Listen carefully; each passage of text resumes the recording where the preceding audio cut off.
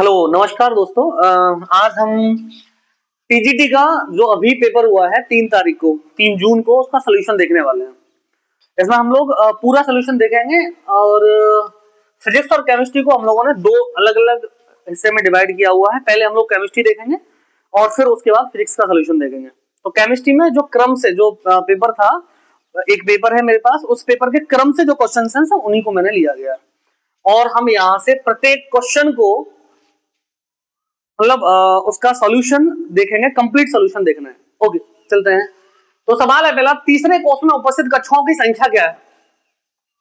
तीसरे कोष में उपस्थित कक्षकों की संख्या देखिए, तीसरे सेल में उपस्थित अकॉर्डिंग द नील्स बोर, ये न्यूक्लियस है। न्यूक्लियस के बाहर जहां इलेक्ट्रॉन पाए जाते हैं, जहां इलेक्ट्रॉन पाए जाने की संभावनाएं होती हैं उसको हम लोग सेल कहते हैं। उसको भी, उस एरिया को भी हम लोगों ने डिवाइड किया। ये पहला सेल के, ये एल, ये एम, आगे की तरफ एन, और यहां अकॉर्डिंग द बोर इन्होंने बताया था कि प्रत्येक सेल में इलेक्ट्रॉन की जो संख्या होगी वो 2n² के बराबर होगी।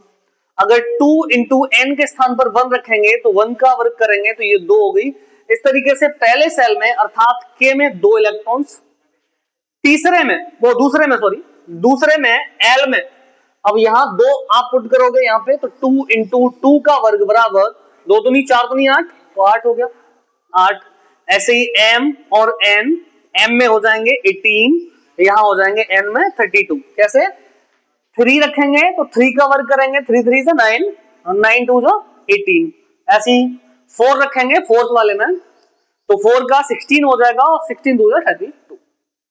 ओके, हम लोगों को सवाल पूछा गया है, ये कह रहा है कि तीसरे कोष में, तो तीसरा कोष हमारा ये है के एल एम, एम दे दिया जाए इसको नाम। टोटल इलेक्ट्रॉन्स कितने हैं? 18 है।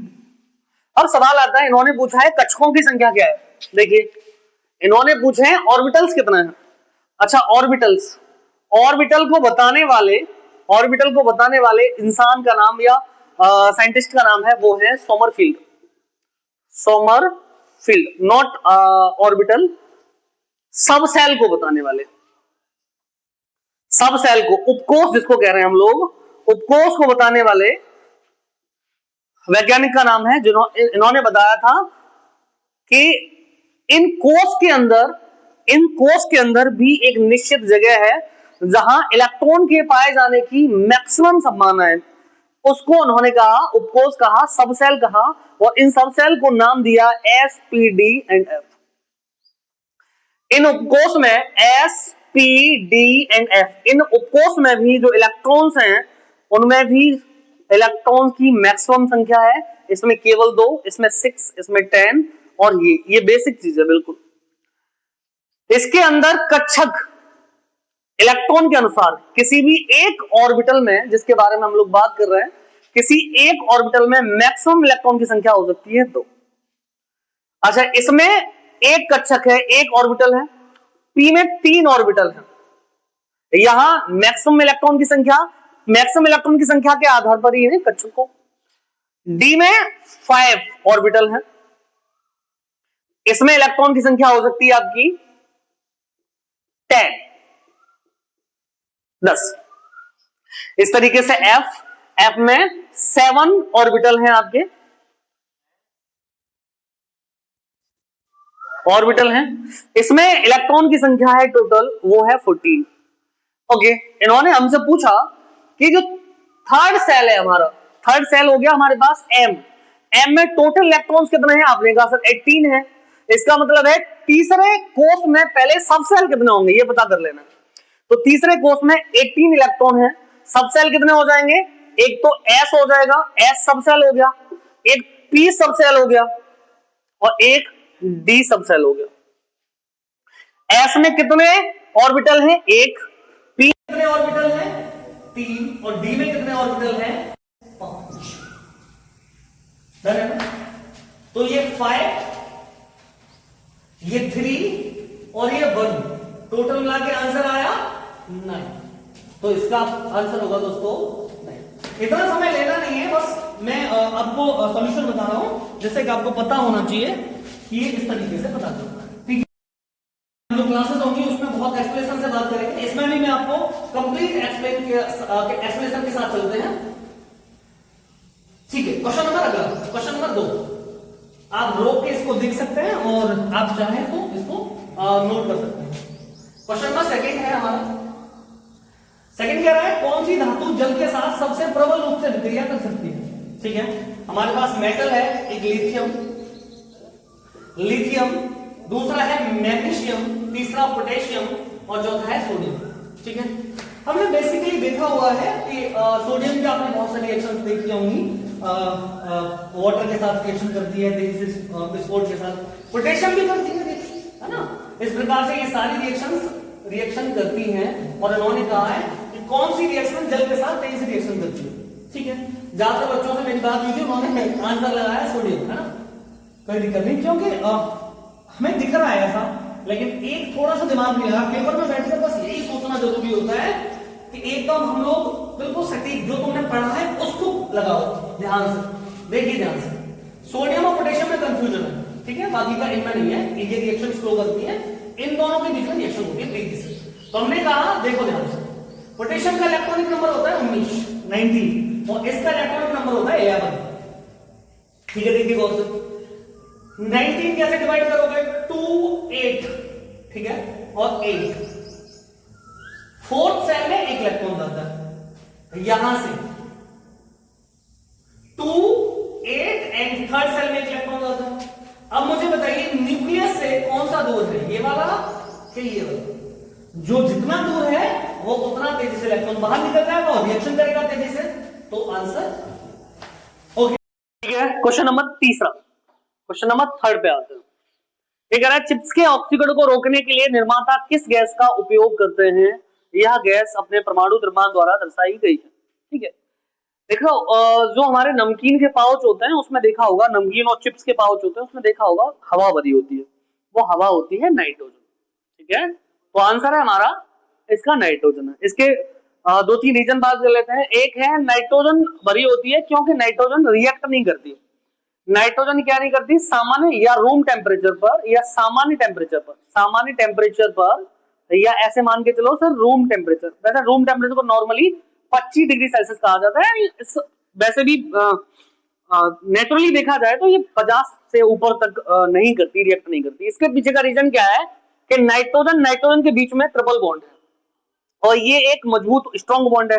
इसको ब्रेक करने के लिए भी काफी, यानी मेरे हिसाब से 900 किलो जूल प्रति मोल के अकॉर्डिंग एनर्जी चाहिए इसको ब्रेक करने के लिए। उतनी ऊर्जा सामान्य टेम्परेचर पर नहीं पहुंचती। इसका मतलब है नाइट्रोजन टूटता नहीं है और नाइट्रोजन आपस में नहीं टूटता नहीं है, ब्रेक नहीं होता है, तो वो चिप्स के अंदर जो भी आपका स्टार्च है उससे रिएक्ट नहीं करता। इसलिए नाइट्रोजन का इस्तेमाल करते हैं किसके लिए, और ये कह रहा है कि यह गैस अपने परमाणु द्रव्यमान द्वारा दर्शाई गई है, तो आंसर है 14, क्योंकि नाइट्रोजन का द्रव्यमान कितना होता है 14 होता है। ठीक है दोस्तों, अगला ये कह रहा है कौन सा यौगिक ज्यामितीय समव्ययता प्रदर्शित करता है। तो सवाल है कि ज्यामितीय समव्ययता प्रदर्शित करने वाला कौन सा यौगिक है। देखो ध्यान से, पहली बात करते हैं कि सर समव्ययता क्या है 1 मिनट के लिए, ठीक है, फिर चलते हैं आगे की तरफ। इसको कहते हैं आइसोमेरिज्म। समव्ययता क्या है, तो समव्ययता है कि ऐसे यौगिक जिनके अणुसूत्र एक से होते हैं, है ना, कैसे होते हैं, अणुसूत्र समान होते हैं लेकिन इनकी संरचना सूत्र, स्ट्रक्चरल फॉर्मूला, इनके आकाशीय व्यवस्था, उनके अणुओं परमाणुओं की आकाशीय व्यवस्था, उसके हिसाब से जो उनमें अंतर होने के कारण इनके भौतिक एवं रासायनिक गुण डिफरेंट हो जाते हैं। इस प्रकार से ये क्या कहलाते हैं, इस प्रकार से ये मतलब हो जाते हैं समावयवी, एक दूसरे को समावयवी कहलाते हैं। जैसे एक एग्जांपल देके चलते हैं, CH3OCH3, ये आपने सुना होगा, ठीक है, ये ईथर है और C2H5OH। ये सवाल भी कई जगह बहुत इंपॉर्टेंट है, पेपर में आता है।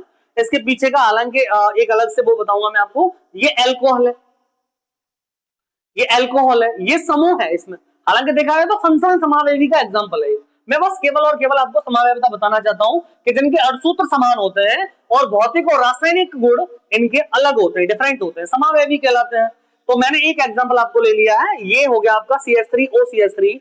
ये रूम टेम्परेचर पर गैस है जबकि ये लिक्विड है, और दोनों का अर्थ तो समान है। कार्बनिक यौगिकों में ज्यादातर क्या होता है, जिनके परमाणु भार बराबर हैं उनकी फिजिकल स्टेट भी लगभग बराबर होती है, लेकिन देखो दोनों में डिफरेंस है। अच्छा, इसके पीछे का रीजन हाइड्रोजन बॉन्ड है इसके अंदर का। लेकिन मैं आप लोगों को समावेश के एक और एग्जांपल लेके चलते हैं। देखो ध्यान से गौर करो, हमने बताया था, आपने सुना होगा, एक होता है ग्लूकोज, एक होता है फ्रक्टोज, एक होता है फ्रक्टोज। अच्छा, दोनों के फॉर्मूले क्या होते हैं, C6H12O6, और ये क्या होता है, C6H12O6 होते हैं। और सूत्र दोनों के समान है, लेकिन संरचना सूत्र जब पढ़ेंगे तो दोनों के संरचना सूत्र अलग अलग होता है, डिफरेंट होता है, ठीक है। यानी इसमें एल्डिहाइड समूह होता है, ग्लूकोज में CHO समूह होता है, और इसमें CO कीटो समूह होता है, बस ये है ना। तो ओके, हटाते हैं इसको। तो हमारा जो सवाल था उसकी तरफ बढ़ते हैं। तो हमने बताया आप लोगों को कि ये क्या है, ये समावेशता है, ठीक है दोस्तों। आगे की तरफ चलते हैं, ये है, ये कह रहा है सर प्रोपीन। तो सबसे पहली बात है, इसमें समावेश एक शब्द और समझना पड़ेगा आपको, वो है ज्यामिति समावेश, ठीक है। देखो स्टीरियो आइसोमर के एग्जांपल है ये, एक है जिसका एग्जांपल प्रकाशिक समावेवी, प्रकाशिक समावेवी, और दूसरा है हमारा ज्यामिति, ज्यामिति, ठीक है। देखो ध्यान से, ये ज्योमेट्रिकल समावेवी है और ये कैसा है, ऑप्टिकल समावेवी है। देखो ऐसे पदार्थ जो ध्रुवित प्रकाश, ध्रुवित प्रकाश क्या होता है, जैसे हमारे पास एक लाइट है, ठीक है, एक लाइट है, एक प्रकाश है, ये प्रकाश सोर्स हो गया। इस प्रकाश सोर्स को एक प्रिज्म है, मान के चलो ये निकोल प्रिज्म है, निकोल प्रिज्म का इस्तेमाल करते हैं प्रकाश को ध्रुवित बनाने के लिए, है ना। निकोल प्रिज्म का इस्तेमाल करते हैं प्रकाश को पोलराइज करने के लिए, ध्रुवित बनाने के लिए। ये निकोल प्रिज्म है हमारा। इस प्रिज्म से जब ये प्रकाश जाता है तो ये दो, मतलब एक इस तरफ, इसके अपोजिट डायरेक्शन में, मतलब जिस तरीके से पोल का मतलब क्या होता है, जिसका एक सिरा यहां और एक सिरा यहां, मतलब एक दूसरे से सिरे से मतलब डिफरेंस में आ जाए तो उनको पोल कहते हैं। मतलब उनका पूरा का पूरा जो मैग्नीट्यूड है वो दोनों एक इस तरफ और एक इस तरफ बन जाए, बाकी की जो इधर की साइड है इस तरफ खाली हो जाए, इसको पोल कहते हैं, ध्रुव कहते हैं, ठीक है। जैसे हमारे पास पृथ्वी के पोल के बारे में पढ़ा होगा आपने, केमिस्ट्री में डायपोल पढ़ा होगा। डायपोल में क्या होता है, फिजिक्स में डायपोल पढ़ा है आपने, केमिस्ट्री फिजिक्स दोनों में डायपोल पढ़ा है। फिजिक्स में डायपोल जहां पढ़ा है उसमें क्या कहा है, एक प्लस चार्ज एक माइनस चार्ज, दोनों थोड़ी सी डिस्टेंस पर, यानी अल्प दूरी पर। फिजिक्स में पढ़ा होगा कि ये 2l दूरी पर डिस्टेंस वो होते हैं, स्तर होते हैं, ये प्लस क्यू ये माइनस क्यू है ना, ये पढ़ा है इस तरीके से। ऐसे ही तो इसमें क्या है, ये भी प्रकाश क्या होता है, एक इस तरफ और इस तरफ, इसको हम लोग पोल कहते हैं ना, पोलर हो जाता है। जैसे ही ये उस लिक्विड से गुजारे जाए, ठीक है, किसी कोई भी लिक्विड हो, उस लिक्विड से गुजारा जाए तो ये प्रकाश है ना, जैसे इस तरफ है पोलर इस तरीके से, तो या तो इस तरीके ऐसे घूम जाए या ऐसे घूम जाए इस तरीके से। जैसे मान लो अगर ऐसे घूम गया इस तरीके से, ऐसे घूम गया अल्फा कोण इस तरीके से, तो हम कहेंगे इसको दाया या दक्षिणावर्त रोटेटरी, इसको हम डेक्स्ट्रो रोटेटरी कहते हैं, डेक्स्ट्रो रोटेटरी कहते हैं। और इस तरफ घूमा अगर इस तरफ, इसको लीवियर रोटेटरी कहते हैं ना, मतलब वामावर्त घूमेगा इसको, है ना। ये एग्जांपल है। तो हमारा ये वाला ऑप्शन है नहीं, हम प्रकाशिक समावेवी पे बात नहीं कर रहे हैं, हम लोगों का पार्ट है ज्यामिति समावेवी, ठीक है। तो देखो ज्यामिति समावेवी क्या है, समावेवी क्या है कि इन यौगिकों में पहली बात समझनी है आप लोगों को कि इन यौगिकों में डबल बॉन्ड कार्बन कार्बन के मध्य होना चाहिए, पहली बात। और इन कार्बन से जो जुड़ने वाले जो भी एटम या ग्रुप या समूह, कोई भी अणु या जो क्या कहते हैं समूह है, वो कैसे होने चाहिए, डिफरेंट होने चाहिए। कहने का मतलब ऐसा नहीं हो कि यहाँ पे ए हो और यहाँ पे भी ए हो, यहाँ भी ए हो यहाँ भी ए हो, ऐसा नहीं होना चाहिए, ठीक है। यहाँ आप लोगों का जो फॉर्मेट है वो इस प्रकार का है, कार्बन डबल बॉन्ड कार्बन, और यहाँ अगर इस तरफ ए है तो ये बी होना चाहिए, ठीक है। और अगर ये चल जाएगा ए और बी, ये टाइप है, ये चल जाएगा। देखो ध्यान से। अच्छा, ये एक एग्जांपल बन गया, है ना। ये जो ज्योमेट्रिकल, जो देखो ये लिखा हुआ है ना, ज्योमेट्रिकल आइसोमेरिज्म है ना, इसके दो पार्ट हैं। एक होता है सिस, इसको कहते हैं सिस, जिसको हम लोग हिंदी में कहते हैं समपक्ष, ठीक है, समपक्ष समावेवी है। और एक होता है ट्रांस। ट्रांस में क्या होता है, डिफरेंट और होते हैं। ये जैसे मान लो ये ए और ये बी एक तरफ है, इसमें क्या है, इसमें डिफरेंट तरफ है, यानी ये ए यहां आ गया और इसका बी यहां आ गया, तो इसको हम लोग क्या कहते हैं, इसको हम कहते हैं ट्रांस, ठीक है। ट्रांस समावेवी है, ट्रांस आइसोमर, ठीक है, यानी इसको विपक्ष कहते हैं, ठीक है। क्या कहते हैं दोस्तों, विपक्ष। अब आते हैं इनके एग्जाम्पल कौन कौन से दिए हैं। पहला प्रोपीन है दोस्तों, तो प्रोपीन CH ऐसे कह सकता हूं, C डबल बॉन्ड C, ठीक है सही। और यहाँ ये हो गया हाइड्रोजन, हाइड्रोजन यहाँ एक हाइड्रोजन इस तरफ आ जाएगा H, और यहाँ C और E, ठीक है। तो मैंने बताया आप लोगों को इस प्रकार की कोई सिचुएशन बन नहीं रही, ये नहीं, ठीक है। आगे की तरफ आ जाओ, देखिए ध्यान से। अगला अगला है तुम्हारे पास, कहां गया, एथीन, ठीक है। एथीन में ये है डबल बॉन्ड, है ना। एथीन का फॉर्मेट क्या होता है, C2H4, ठीक है। यहाँ हाइड्रोजन, इस तरीके से हाइड्रोजन ये आ जाएगा, ठीक है। आप समझ पा रहे हैं, ये वाला कार्बन कार्बन डबल बॉन्ड है, ठीक है, क्वालिफाई करता है इस बात को। ये भी कार्बन कार्बन डबल बॉन्ड था, ये सब क्वालिफाई कर रहा, लेकिन ये कंडीशन क्वालिफाई नहीं कर रहा, ठीक है। तो ये आप समझ पा रहे हैं, ये हाइड्रोजन हाइड्रोजन, ठीक है, ये भी कंडीशन क्वालिफाई नहीं करेगा, ठीक है। ये आ जाओ ब्यूट-टू-ईन, देखो ध्यान से। हमने कहा sir C double bond C, ठीक है। आपने कहा सर यहां एक बॉन्ड आ जाएगा, यहां एक बॉन्ड आ जाएगा, ठीक है। यहां आ जाएगा CH3 और यहां आ जाएगा CH3। अब चेक करके देख लीजिए सारी वैलेंसियां, ठीक है। ये हो गया इस कार्बन की 1 2 3 4, ठीक है। और ऐसे इस कार्बन की 1 2 3 4, ठीक है, ये लगा हुआ है। अब बात समझने की कोशिश करो, अगर मैं इसको ऐसे लिख दूं C डबल बॉन्ड C, और इस तरफ जो लिखा था वो CH3, इस तरफ लिखा था हाइड्रोजन, यहाँ CH3 और यहाँ लिखा था हाइड्रोजन, देखो बना के नहीं बना, ये A, ये सर B, ये A, ये सर B, क्लियर है ना। इसका मतलब है हमारे पास जो आंसर है इसका कहां है, ब्यूट-टू-ईन, क्लियर है ना। यही था क्या, कौन सा था, ठीक है, यही था आंसर, तीसरा सी ऑप्शन, सी ऑप्शन ये आंसर है इसका, ठीक है। ये कौन सा है, इसको हम लोग मान के चले तो ये सिस हो जाएगा, और मैंने भी जस्ट बताया था आपको, ये इस तरीके से चेंज कर दीजिए तो ये अपोजिट हो जाएगा, हाइड्रोजन आ गया, ये क्या बन जाएगा, ये अब ट्रांस बन जाएगा, ठीक है दोस्तों, क्लियर, ये खत्म हुआ। अच्छा चौथे वाले को और देखना चाहते हो, इसको दे दो, ये कह रहा है ब्यूट-1-ईन, तो इसको हम लोग ऐसे लिखेंगे, देखो ब्यूट-1-ईन को ऐसे लिखना है, C1-ईन है तो CH2 डबल बॉन्ड CH, फिर CH2 और CH3, देखो ध्यान से चेक कर लीजिए, सही है। कार्बन डबल बॉन्ड हाइड्रोजन, ठीक है, डबल बॉन्ड CH, फिर CH2, फिर CH, क्लियर ना।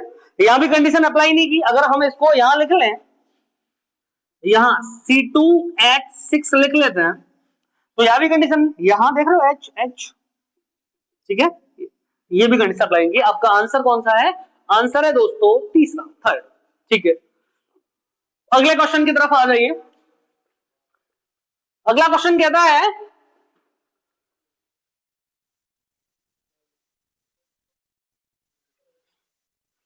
अगला क्वेश्चन कहता है आपका क्वेश्चन नंबर 5, ये कह रहा है CONH3 का 6, CONH3 6, अच्छा इस पर कह रहा है 3 पॉजिटिव है, क्लियर है, 3 पॉजिटिव है। देखिए गौर करो ध्यान से, ये पहली बात संकुल आयन है, ठीक है, संकुल आयन, ठीक है।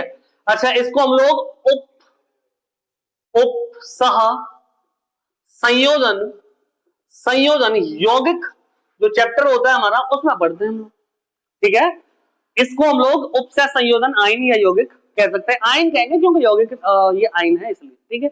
अच्छा इसने सवाल क्या पूछा, सवाल पूछा है कि सर CONH3 का 6 3 पॉजिटिव में CO परमाणु का हाइब्रिडेशन बताना है दोस्तों, ठीक है, ये संक्रमण बताना है। देखो पहले ध्यान से गौर समझो, ठीक है। इसमें क्या होता है, इसके बारे में हम लोग एक मिनट के लिए उपसह संयोजन यौगिकों के बारे में बात कर लेते हैं। इसमें क्या होता है, ये जो कोष्टक लगा हुआ है ये लगा होता है, ठीक है, मतलब जरूरी होता है, ऐसा नहीं करना कि सर अपनी तरफ से लगा दिया कि ये दिखा दिया सर, इसके लिए ये एक एलिमेंट दिखा दिया, मतलब एटम दिखा दिया, फिर ये समूह दिखा दिया सर, इसको दिखाने के लिए रिप्रेजेंट करने के लिए नहीं, ये इसमें परमानेंट है। इसको कहते हैं उपसह संयोजन परिषद।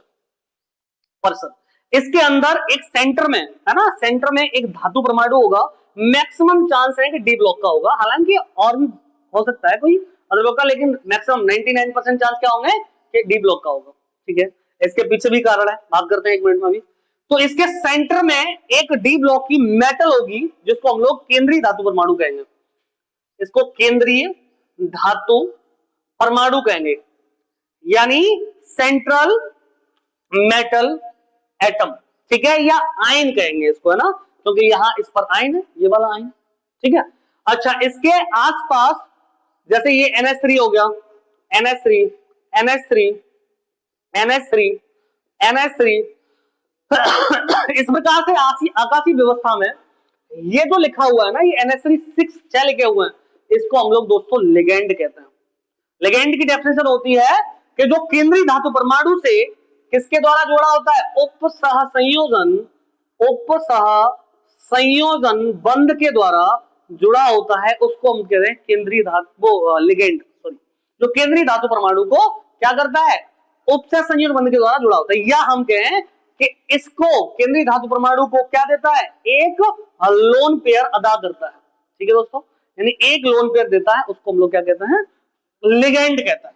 अब सवाल उठता है कि सर ये जो लिगेंड है ना, इसके अंदर लिखा हुआ वो 3 प्रकार का हो सकता है, एक ऋणात्मक, एक धनात्मक, एक उदासीन, ये तीसरे टाइप का है दोस्तों, कैसा है, उदासीन है, ये लिगेंड कैसा है, उदासीन है। अगर मैं इसको देखूं, ये सर CO है, CO कितना होता है इलेक्ट्रॉनिक नंबर 27, ओके। इसको हम लोग बात करें sir 1s2 2s2 2p6 3s2 3p6, ठीक है, 4s2 और 4s2 और 3d, देखो ध्यान से, यहां तक 20 हो जाते हैं, 20 2 6 8 2 10 6 16 16 2 18 18 2 20, इसका मतलब है 27 से बाहर बचे, क्लियर है ना। अच्छा, हमने एक बात पे डिस्कस यहां कर लिया हर हालत में कि हमको पता है सर ये CO यहां सेंटर में है, NH3 हमारे पास ऐसा लिगेंड है जिसको सेंटर इससे कोई भी इलेक्ट्रॉन नहीं चाहिए, इसको इलेक्ट्रॉन नहीं चाहिए, इसका मतलब है जो NH3 है वो उदासीन है, यानी ये इलेक्ट्रॉन किसी बाहर को दे रहा है, इसलिए इस पर पॉजिटिव आया है, 3 पॉजिटिव जो आया हुआ है वो इस पर आया है, जो बाहर इलेक्ट्रॉन दे रहा है।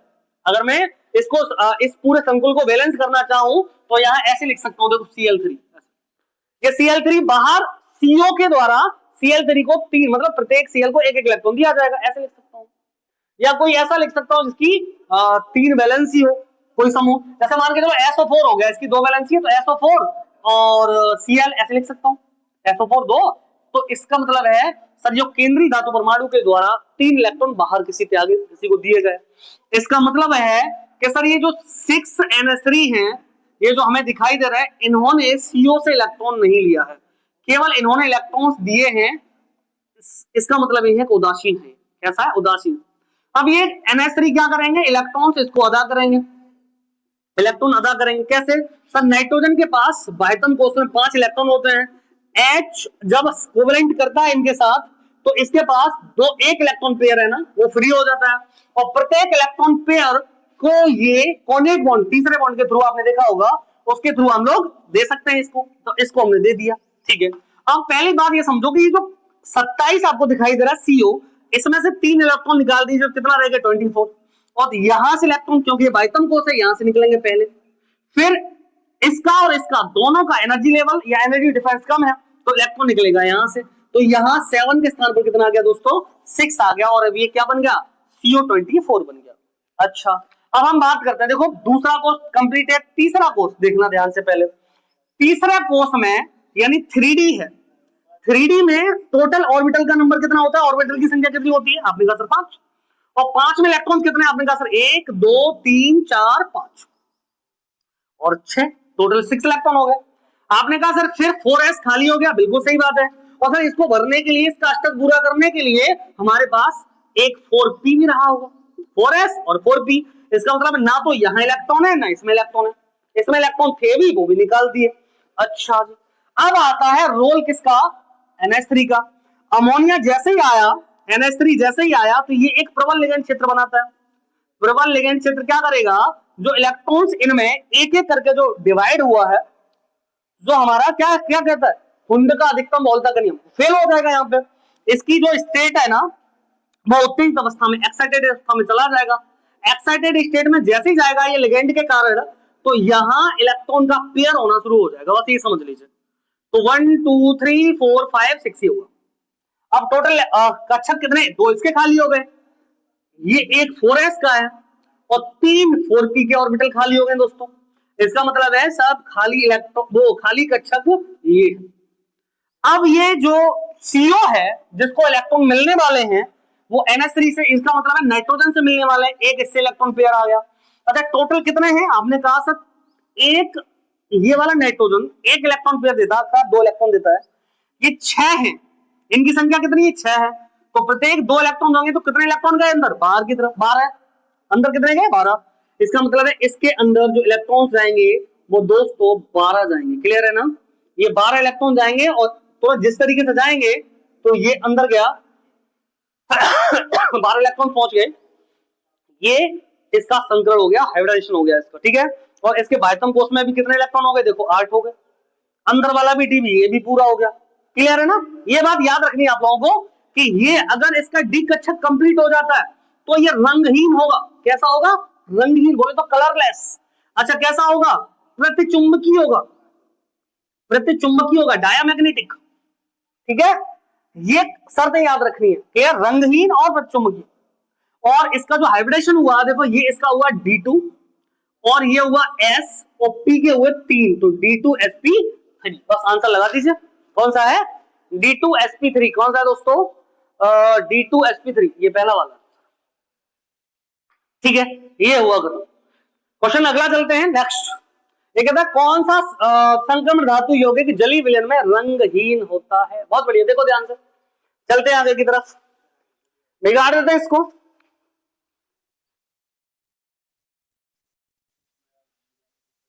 कुछ दिन में क्लास स्टार्ट हो जाएंगी आपकी, तो ये पेपर सॉल्यूशन के बाद आपको लगातार LT का भी पेपर सॉल्यूशन मिलेगा इसमें, और ये साइंस का भी, तो पेपर सॉल्यूशन होने के बाद आपकी क्लासेस स्टार्ट हो जाएंगी। जो हमारे नजदीक है वो ऑफलाइन ज्वाइन कर सकते हैं और जो नजदीक नहीं है वो ऑनलाइन ज्वाइन कर सकते हैं, ठीक है दोस्तों। आगे की तरफ चलते हैं।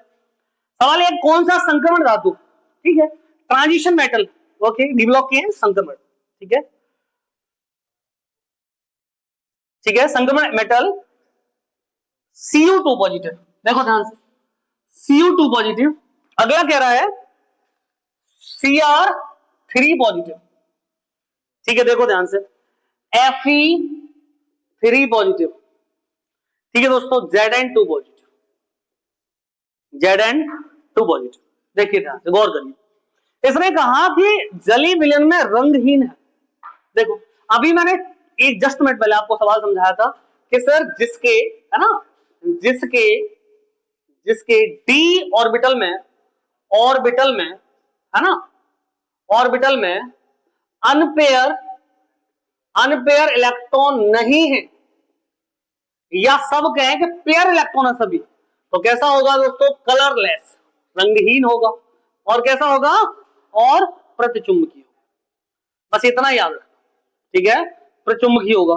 चलते हैं, तो सबसे पहले Cu2 पॉजिटिव देखते हैं। तो हमने कहा सर Cu कितना होता है 29, ठीक है, तो 1s2 2s2 2p6 3s2 3p6 4s2 3d, क्या बोलो, 3d9।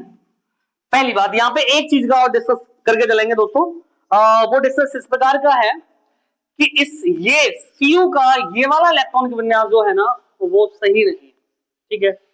अच्छा इसका इलेक्ट्रॉनिक विन्यास जो बनता है ना, देखिए 2 4 6 10 2 12 6 18 2 20 और 20 और 9 29, एकदम सही है और इसी तरीके का बनता है। लेकिन इसमें एक, इसको हम लोग एक्सेप्शन कहते हैं दोस्तों, क्या कहते हैं, एक्सेप्शन कहते हैं। क्यों, रीजन समझो इसका, 1s2 2s2 2p6 3s2 3p6 4s1, यहां से एक इलेक्ट्रॉन बाहर की तरफ जाता है और ये बनाता है 3d10। पूछा सवाल क्या है सर इसका, जैसे हमने नाइट्रोजन में डिस्कस किया था कि नाइट्रोजन के पी कक्षक में एक एक इलेक्ट्रॉन है यहाँ पे, इसका मतलब है ये हाफ फिल्ड है, क्या है, हाफ फिल्ड, इसलिए स्टेबिलिटी दर्शाता है, नाइट्रोजन स्टेबिलिटी दर्शाता है। क्यों, क्योंकि इसमें एक एक इलेक्ट्रॉन है, हाफ फिल्ड है। ये हाफ फिल्ड अपेक्षाकृत इसके एंड अपेक्षाकृत 1 2 3 4 इसके, और इसके अलावा एग्जांपल और ले लीजिए 1 2 3 4 5 इसके, यानी चाहे ये हो चाहे ये हो चाहे ये हो, इन सब से स्थायी है हाफ फील्ड की कंडीशन। ठीक है, आगे तरफ चलते हैं। यहां सेम डी में 9 थे, देखो 1 2 3 4 5 6 7 8 9, यहां 9 थे। ये क्या करेगा, बाहर से एक इलेक्ट्रॉन अपने अंदर खींचेगा और ये होगा एक कंडीशन दर्शाएगा ठीक इसकी तरीके से, अब हो जाएगा फुलफिल्ड, इसको फुलफिल्ड कहते हैं। This is more stable then, यहां एक इलेक्ट्रॉन हटा दिया जाए उससे। ठीक है, ओके, इस स्थिति में ये हमारे पास अपवाद आ जाता है, इलेक्ट्रॉन के विन्यास ये सही हो जाता है। और हमने कहा सर Cu कितना पॉजिटिव है, 2 पॉजिटिव है। ठीक है दोस्तों, Cu 2 पॉजिटिव है। Cu 2 पॉजिटिव का मतलब क्या हो जाएगा, Cu ने 2 इलेक्ट्रॉन निकाल दिए तो यहां बचा 27। ठीक है, यहां से एक इलेक्ट्रॉन गया और एक इलेक्ट्रॉन यहां से गया, यहां से गया, यहां कितने बचे, यहां बचे 9 और यहां हो गया 0। आपने कहा सर 3D में कितने इलेक्ट्रॉन हो गए, 9, तो यहां हमारे पास क्या मिला, अनपेयर इलेक्ट्रॉन, यहां एक अनपेयर इलेक्ट्रॉन। देखो इसका मतलब है इसने सवाल में बोला था कि रंगहीन और अनपेयर इलेक्ट्रॉन होने पर क्या हो गया, हमने बोला जहां अनपेयर इलेक्ट्रॉन नहीं है वो रंगीन है और जहां अनपेयर इलेक्ट्रॉन है वो रंगहीन होगा, कलरलेस, वो कलरफुल होगा। इसका मतलब है ये आंसर सही नहीं है, इसका गलत हो गया। ठीक है, आगे आ जाओ, क्रोमियम Cr। देखो Cr को भी थोड़ा समझने की जरूरत पड़ेगी आपको। Cr क्या है, Cr है 24, इसको 1s2 2s2 2p6 3s2 3p6 4s2 3d, देखो गौर करो 24 है तो 2 2 4 6 10 2 12 6 18, 18 और 2 20 और 20 और यहां आएगा 4। क्लियर है, यही है। चलते हैं आगे की तरफ। देखो रियलिटी ये है 1s2 2s2 2p6 3s2 3p6 4s2 3d और 4s2 नहीं, ये 4s1 और 3d फाइनल। बस कंडीशन वही है फिर से दोस्तों, यहां 3d में अगर मैं 4 इलेक्ट्रॉन लेके चलूं, उससे ज्यादा स्टेबल क्या है, उससे ज्यादा स्टेबल है ये, क्योंकि ये दर्शाता है कौन सा, हाफ फील्ड। कौन सा दर्शाता है ये, हाफ फील्ड, हाफ फील्ड, ये हाफ फील्ड दर्शाता है। और half field more stable then, मैंने बताया था अभी जो एग्जांपल आप लोगों के बता दिए, लाइक इसका मतलब ये हुआ कि हमारा ये गलत है अपवाद स्वरूप, ये सही है। यानी ये बाहर वाला, ये सॉरी ये अंदर वाला, ये बाहर वाले से क्या करेगा, एक इलेक्ट्रॉन अंदर खींच लेगा और ये डी में कितने इलेक्ट्रॉन हो जाएंगे, 5 इलेक्ट्रॉन।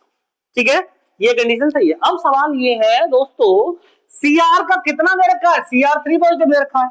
हमने कहा सर 3 इलेक्ट्रॉन निकाले तो 21 हो गए, 3 इलेक्ट्रॉन निकाले तो 21 हो गए। अच्छा 21 करेंगे तो आपका मतलब ये हो गया सर यहां 0 हो गया, पहले तो यही इलेक्ट्रॉन निकलेगा और फिर यहां हो गए कितने इलेक्ट्रॉन, 3। क्लियर ना, और ये 3 के 3 कैसे हैं, यहां से इलेक्ट्रॉन हटाएंगे तो 3 के 3 इलेक्ट्रॉन कैसे, अनपेयर हैं। इसका मतलब है दोस्तों ये भी आंसर नहीं है, ये भी कलरफुल है, रंगीन और अनुचुंबकीय होगा।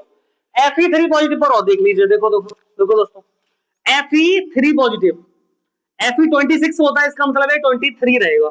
ठीक है, क्योंकि 3 इलेक्ट्रॉन निकाल दिए, कहां से निकाले हैं, 1s2 2s2 2p6 3s2 3p6 4s2 3d 3d6 26 है, 3d6 आएगा।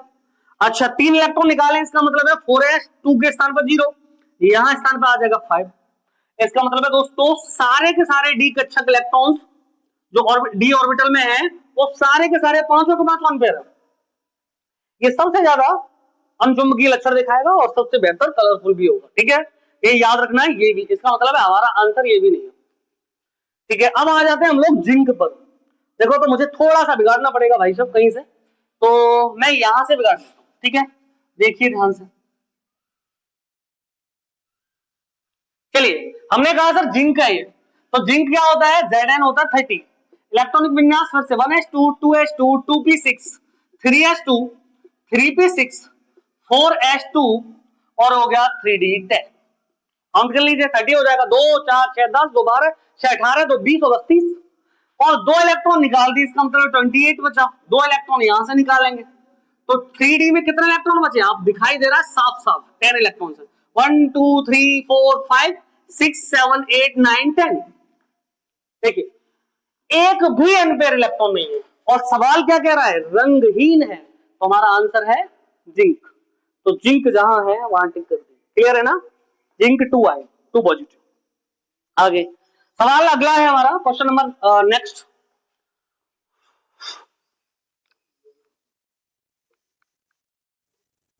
पेपर सॉल्यूशन में टाइम लगेगा दोस्तों, मतलब एक साथ टिक मार के पेपर सॉल्यूशन कराना मुझे नहीं लग रहा कि ये बेहतर होता है। टिक मार के पेपर सॉल्यूशन नहीं कराएंगे, वो तो आप आंसर की चेक कर रहे हैं, आप ऐसा समझ के चलिए सॉल्यूशन इसी प्रकार से होगा। तो पेशेंस रखिए, सारे क्वेश्चंस जितने भी क्वेश्चंस जो आए थे पेपर में वो सब के सब डिस्कस किए जाएंगे, 125 क्वेश्चन। ठीक है, आगे चलते हैं। तो सवाल है अगला नेक्स्ट, ये कह रहा है कौन सी अभिक्रिया अपघटन और ऊष्माशोषी दोनों है। बहुत अच्छी, देखो ध्यान से, ये कह रहा है उदासीनीकरण अभिक्रिया, न्यूट्रलाइजेशन, अवक्षेपण अभिक्रिया, मेथेन का दहन और जल का विद्युत अपघटन। देखिए ध्यान से, गौर करिए। हम लोग बोल रहे हैं उदासीनीकरण रिएक्शन जो है, उदासीनीकरण है, ठीक है। जैसे मान के चलो हमने कहा सर NaOH प्लस HCl और इसका उदासीनीकरण करते हैं तो बनाता है क्या, NaCl प्लस H2। पहले एक बात पे गौर कीजिए, इसने पूछा क्या है, इसने कहा है कि कौन सी अभिक्रिया अपघटन और ऊष्माशोषी।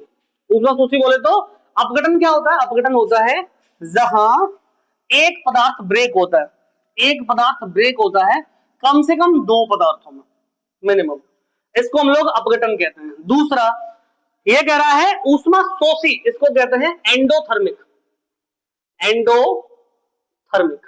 ठीक है, सवाल कह रहा है sir which reaction is both a decomposition and an endothermic reaction। ये कह रहा है एंडोथर्मिक, एंडोथर्मिक का मतलब है जिस रिएक्शन को होने के लिए हीट की आवश्यकता है। ठीक है, तो पहली बात याद रखो, सीधे सीधे क्वेश्चंस पे बात कर लीजिए, है ना, डायरेक्ट। हमने कहा सर उदासीनीकरण रिएक्शन है, नहीं हो जाएगी, न्यूट्रलाइजेशन है। दूसरा प्रेसिपिटेशन, ये भी नहीं होगी। मेथेन का दहन आप लोग जला के देखा होगा, ठीक है। हमारे पास जल है H2, इसका देखो, इसको गौर करो, हमने देखा है, गौर किया है तुम लोगों ने, जैसे ही हम लोग इसको इलेक्ट्रोलाइसिस करते हैं, जैसे इसमें विद्युत धारा प्रवाहित करते हैं, इलेक्ट्रिक करंट फ्लो करते हैं इसके अंदर, ठीक है। तो इलेक्ट्रिक करंट फ्लो करते हैं तो हमारे पास, हमको पता है सर H पॉजिटिव प्लस क्या हो जाता है, OH नेगेटिव बनाते हैं।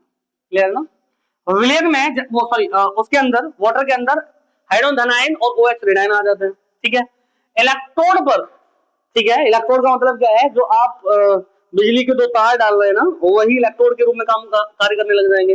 तो एक पर जहां कैथोड है वहां हाइड्रोजन प्लस हाइड्रोजन जोड़कर H2 बनाएंगे और ये क्या हो जाएगा, ये आपस में जुड़ेगा, यहाँ H2O प्लस O2 का कॉम्बिनेशन बनेगा। इसका मतलब है ये O2 बनेगा। क्लियर है ना, ये रिएक्शन, इसका मतलब है H2O ब्रेक होकर क्या बनाएंगे, H2 प्लस O2 बनाएंगे।